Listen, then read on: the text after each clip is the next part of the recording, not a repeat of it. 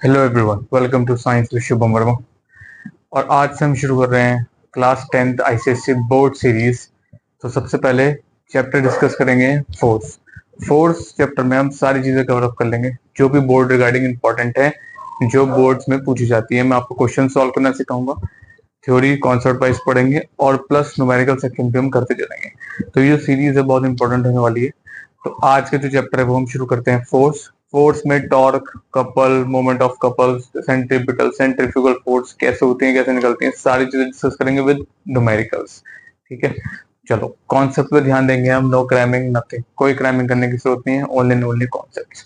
ठीक, सब तो बिना कुछ करे स्टार्ट करते हैं। फोर्स जनरली बुक्स में आपको डेफिनेशन मिल जाएंगी, फिर भी मैंने यहाँ मेंशन की है ताकि आपको थोड़ा सा, अगर किसी को यहीं से नोट्स बनाने हैं सीधे बना सकता है। ठीक है, मेरा काम सिर्फ समझाने का है, कॉन्सेप्ट वाइज समझेंगे। चलो, फोर्स एक्सटर्नल फैक्टर है। एक्सटर्नल फैक्टर मींस जो बाहर से लगेगा, ठीक है, जो आप लगाएंगे, ठीक, वो एक्सटर्नल फैक्टर है। दैट कॉजेज और चेंज टेंड और tends to change state of rest, state of rest या फिर state of motion of a body, और या फिर डिफॉर्म्स द बॉडी। डिफॉर्म्स मतलब, ठीक है, तो यानी कि अगर कोई बॉडी रेस्ट पे है, उस पर आपने फोर्स एक्सर्ट करी तो वो किस में आएगा, मोशन में आएगा। ठीक है, सपोज एक टेबल पे बुक रखी है, बुक पे आपने फोर्स एक्सर्ट करी तो बुक मोशन में आके कहां पहुंच गई, यहाँ। तो अभी ये रेस्ट पे थी, लेकिन अब ये यहाँ तक पहुंचने में किस में है, यहाँ पे मोशन पे। ठीक है, तो ऑन अप्लाइंग फोर्स आपने जो बुक रेस्ट पे थी उसको कहा लिया है, मोशन में, तो आपने स्टेट चेंज कर दिया। एक और चीज, अब अगर ये मोशन में है, ठीक है, मैंने एक और फोर्स इधर से लगा दिया एफ डैश, तो अब ये किस पे आ गई, रेस्ट पे। ठीक है, तो कोई चीज रेस्ट पे है उस पर फोर्स लगाएंगे तो वो मोशन में आ जाएगी, कोई चीज मोशन में है उस पर फोर्स लगाएंगे तो वो रेस्ट पे आ जाएगी। साइकिल मोशन में आपने ब्रेक अप्लाई करे तो क्या हो गया, एक्सटर्नल फैक्टर आपने ब्रेक अप्लाई करे तो क्या होगा, एक्सटर्नल फैक्टर लगा, तो उससे क्या हुआ, जो साइकिल थी वो किस पे आ गई, रेस्ट पे। एक और चीज है डिफॉर्म्स बॉडी। डिफॉर्म्स का मतलब क्या होता है, शेप और साइज चेंज होना। शेप और साइज शेप और साइज में चेंज हो जाना। ठीक है, किसी भी रबर बैंड को मैं स्ट्रेच कर देता हूँ तो फोर्स आ गया, मैंने उसे खींच दिया। अब जब मैं वापस आऊंगा, जरूरी नहीं कि वो रेक्टेंगल में तो रेक्टेंगल बन जाए, थोड़ा बहुत उसमें डिफॉर्मेशन होता है जो आपको नजर नहीं आता। ठीक है, तो प्रैक्टिकली थोड़ा बहुत डिफॉर्मेशन होगा। तो शेप और साइज भी आप चेंज कर, क्ले आती है, जैसे आजकल बच्चे क्ले से खेलते हैं ना, बहुत सारे ऑब्जेक्ट्स बना लेते हैं, तो क्या है, आपने फोर्स एक्सर्ट करके कुछ और बनाया, ट्राइंगल बनाया, उसके बाद आपने उसको ना तो इधर से खींच दिया उधर से खींच दिया तो एक अलग शेप में बन गया। ठीक है, तो जनरली है फोर्स। सही, फोर्स एक कौन सी क्वांटिटी है, ये ध्यान रखना, एक वेक्टर क्वांटिटी है। फोर्स क्या है, वेक्टर क्वांटिटी है, यानी कि इनके पास खुद का मैग्नीट्यूड भी है, मैग्नीट्यूड का मतलब वैल्यू भी है, और खुद का क्या है, डायरेक्शन भी है। ठीक है, डायरेक्शन से मतलब मैं कहता हूं टूवर्ड्स नॉर्थ। ठीक है, ठीक, 10 न्यूटन टूवर्ड्स नॉर्थ, तो 10 न्यूटन क्या है, उसका मैग्नीट्यूड है, कितनी लग रही है, कहाँ लग रही है, किस डायरेक्शन में लग रही है, वो क्या है, ये डायरेक्शन बताएगा, नॉर्थ। ठीक है, और अगर मैं ऐसा यूनिट की बात करता हूँ फोर्स की, ऐसा यूनिट होती है आपके पास न्यूटन। ठीक है, सही, न्यूटन को हम और क्या लिख सकते हैं, न्यूटन को लिखते हैं हम केजी मीटर पर सेकंड स्क्वायर। और ठीक है, कोई दिक्कत, ठीक, और सीजीएस यूनिट होती है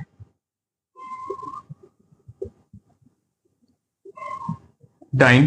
डाइन को मैं क्या लिख सकता हूँ, ग्राम सेंटीमीटर पर सेकंड स्क्वायर। कोई दिक्कत यहाँ तक, ठीक है, तो यानी ग्राम सेंटीमीटर पर सेकंड को स्क्वायर को ही डाइन बोल देते हैं और उसको न्यूटन बोल देते हैं। ठीक, तो जनरल फोर्स का फॉर्मूला क्या होगा, अगर मैं फॉर्मूला की बात करूँ, सिंबल एफ से डिनोट होता है, फोर्स का फॉर्मूला एम इंटू ए।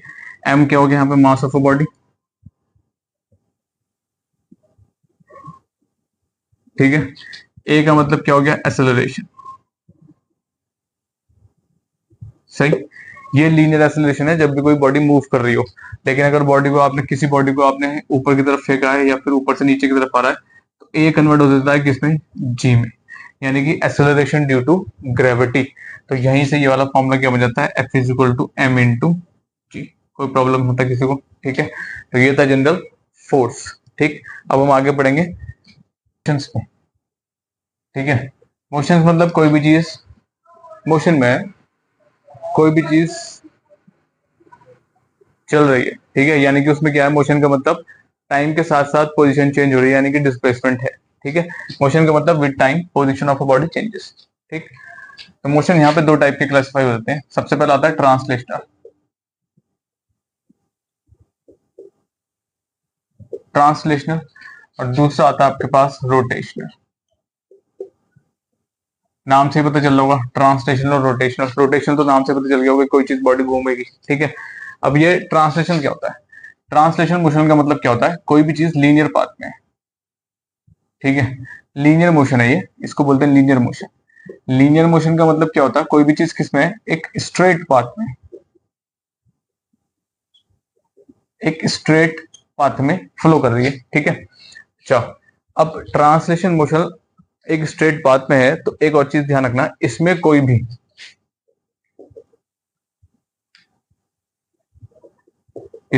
भी पिवोटेड पॉइंट नहीं होता।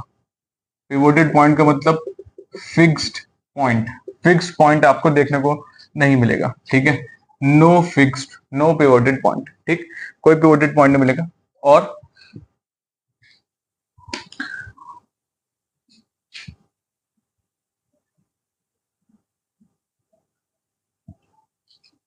ठीक, कोई पिवोटेड पॉइंट नहीं मिलेगा। फॉर एग्जांपल ले लेते हैं, सपोज एक टेबल है, टेबल पे एक बॉल है, बॉल क्या हो रहा है? यहाँ पे रोल हो रहा है।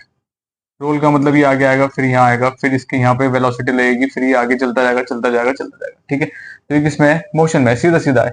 अब ये आगे भी जा सकता है और ये पीछे भी आ सकता है, वो डिपेंड करता है, लेकिन है तो स्ट्रेट लाइन में ही।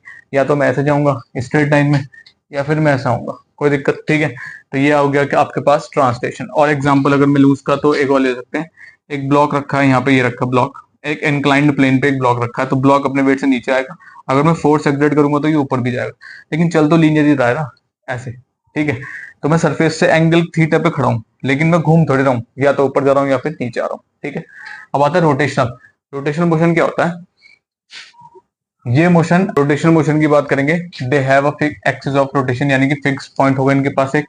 ठीक, अब if a body is pivoted, pivoted का मतलब उसका एक फिक्स पॉइंट है। अगर मैं इसको डिफाइन करूं, अगर इसके आप इसको क्या करते हैं? डिफाइन करते हैं। ठीक है, तो डिफाइन क्या होगा? If a body is pivoted at a point, एक पॉइंट पे फिक्स हो गई है, फोर्स इज एक्सर्टेड उस, अब क्या आपके पिवोट करने के बाद क्या क्या लगाया आपने? फोर्स लगाई किसी भी उस बॉडी पे, एट अ सुटेबल पॉइंट, किसी भी एक सुटेबल पॉइंट पे फोर्स लगाई आपने, तो बॉडी क्या करेगी? It start rotating about the axis, it is known as rotational motion. कैसे? सपोज एक बॉडी है, फॉर एग्जाम्पल ये एक बॉडी है। ठीक है, मैंने इसको यहां से पिवोट कर दिया, यानी कि मैंने यहाँ से फिक्स कर दिया। अब ये यहाँ से रोटेट होगा। ठीक है, ये यहाँ से बन चुका है, यानी कि घूमेगा बस, अब आगे नहीं जा सकता ये। यहाँ से मैंने इसको फिक्स कर दिया, मैंने फोर्स यहाँ एक्सर्ट करी। तो जब फोर्स एक्सर्ट करी, तो लाइन ऑफ फोर्स कौन सी होगी? ये वाली, ये इमेजिनरी लाइन है। ये आपके पास इमेजिनरी लाइन ऑफ फोर्स है। ठीक, इस इमेजिनरी लाइन ऑफ फोर्स के अबाउट आपने फोर्स एक्सर्ट करी। अब फोर्स एक्सर्ट करने के बाद पिवोटेड पॉइंट से डिस्टेंस कितना है? वो भी कौन सा? परपेंडिकुलर 90 डिग्री पे, ये डिस्टेंस है आपके पास। ठीक है, ये क्या है आपके पास? डिस्टेंस। ठीक, इस डिस्टेंस से इस फोर्स पे बॉडी क्या करेगी? रोटेट होना शुरू हो जाएगी, घूमना शुरू हो जाएगी। ठीक है, इसको बोलते हैं रोटेशनल मोशन। ठीक, कोई प्रॉब्लम यहां तक? ठीक है, और जब बॉडी ऐसे रोटेट करती है, तो इसको बोलते हैं turning effect of force, turning effect of force. Force की वजह से बॉडी में क्या होगा? Turning effect. टर्निंग का मतलब रोटेशन, सिंपल। ठीक, तो दो टाइप के मोशन थे, ट्रांसलेशन और